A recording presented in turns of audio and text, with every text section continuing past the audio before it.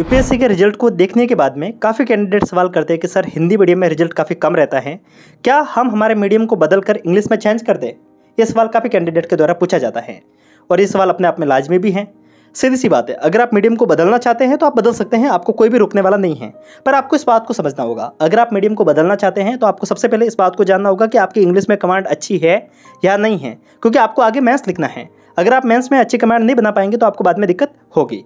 अगर आप एक ऐसे कैंडिडेट है जो सिर्फ 12th पास किया है, उसने ग्रेजुएशन अभी तक नहीं किया है, तो आपके पास में एक लंबा टाइम है। आप कॉलेज के 3 सालों में आप इजीली अपने लैंग्वेज को अच्छा बना सकते हैं, आप इंग्लिश के ऊपर कमांड बना सकते हैं और आप आराम से इंग्लिश में एग्जाम लिख सकते हैं।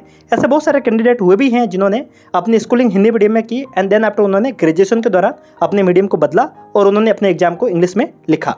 अगर आपको और जानना है तो मैं आपको स्क्रीन के ऊपर एक नंबर शो कर रहा हूं, आप इसके ऊपर आकर डायरेक्ट मुझे मैसेज कर सकते हैं अगर आपका कोई भी डाउट है। तो आपको इस बात को भी समझना होगा कि अगर आपको एग्जाम अगले साल या फिर उसके अगले साल लिखना है तो मीडियम बदलने की गलती मत कीजिएगा। क्यों? क्योंकि आपके पास में टाइम काफ़ी ज़्यादा लिमिटेड है और इस लिमिटेड टाइम में अगर आप अपनी चीज़ों को इतना रिस्क पे डालेंगे तो आपको बाद में दिक्कत हो सकती है।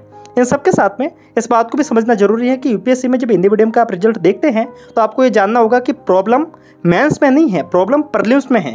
और प्रीलिम्स में जो प्रॉब्लम आ रही है वो मेनली सीसेट के कारण आ रही है। तो आप लैंग्वेज के ऊपर ज़्यादा जो बैरियर आपको समझ में आ रहा है कि लैंग्वेज के कारण इश्यू आ रहा है, लैंग्वेज इतना बड़ा इश्यू नहीं है, जो इश्यू है वो कुछ और है, वो आपको समझना होगा। बाकी कोई भी डाउट है तो आप मैसेज कर सकते हैं। मिलते हैं, तब तक के लिए नमस्कार, जय हिंद।